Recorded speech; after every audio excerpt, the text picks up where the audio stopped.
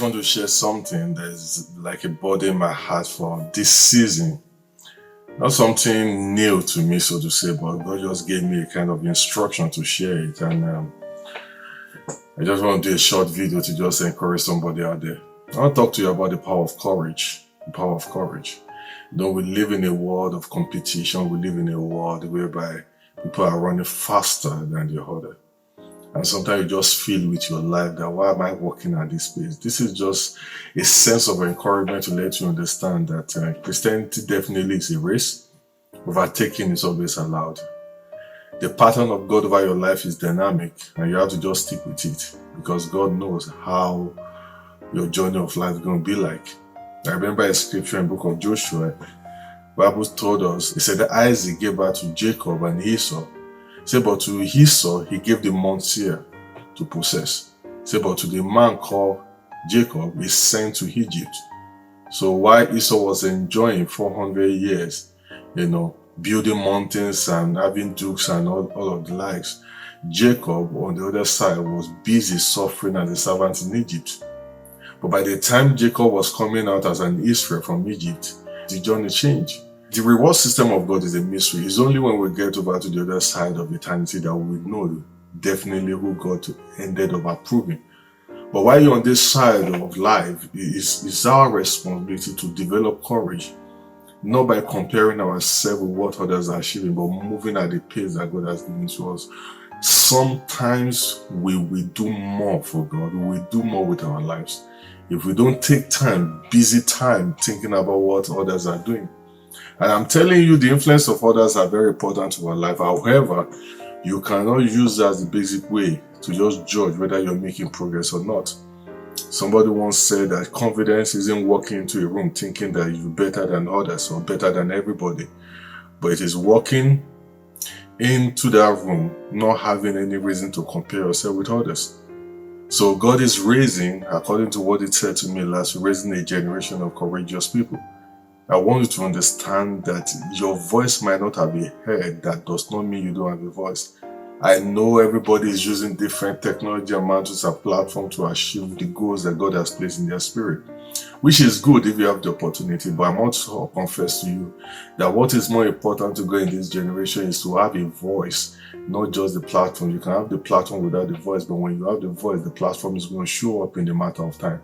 One of the things that God is giving to us in this end time is structured platforms, but you need courage. You need courage. Don't give up in the midst of prayer. Don't give up. As a human being, as a believer, as a minister, don't give up. Don't give up. The evidence that you have faith is shown in the way by which you exercise your courage. Don't give up. Some of us, you need courage to follow God when there is no physical evidence. Yes, there are seasons like that in life where things are so dry and the only thing you have is the promise, but no proofs. You need courage to stick with God in such situations. Are you with me? You need courage to stand for the truth and in truth when it costs you heavily. Sometimes you need to make some decisions that you know that is right.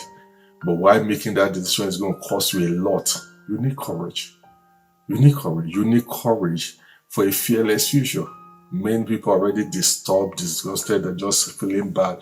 They don't know how this year is going to end. But it takes courage for you to know that the God we serve is a God that is one day before him is like 1,000 years. So he can choose to do in one day what they can do in 1,000 years. So the year does not make any difference whether there's COVID or no COVID. He will still finish what he has planned in January. You need courage to believe that. You need courage to obey God when it does not make sense. Yeah, when a season where God is giving different kind of instructions to us across board, and you are just saying that this doesn't make sense, but it makes faith. And you need courage to do that. You need courage. You need courage to take stand when many people don't understand you. That's very serious. When many people don't understand it, there are seasons in your life where you need to make some decisions and people don't understand you. Your mentors don't understand you, your pastors. Even some members of the family don't understand you because some people want proofs before they can appreciate inspirations. But the issue is that when God is giving you an assignment, He gives inspiration before proofs. But what will you do when God spoke and people don't understand you, even though they speak into and believe because God did not give them access to that dimensions of the Spirit? You need courage to stand. You need courage, to hold on to your vision because there is temporal scarcity of resources. There are seasons of life. Some of us are in that place. What if you have £1,000,000 now? What will you do with it? Give me £1,000,000 now. We'll shake the city for Jesus. But sometimes it doesn't just work that way. You just need confidence to hold on to a vision. Even though there is a temporal scarcity of resources, you need courage to recover from huge loss.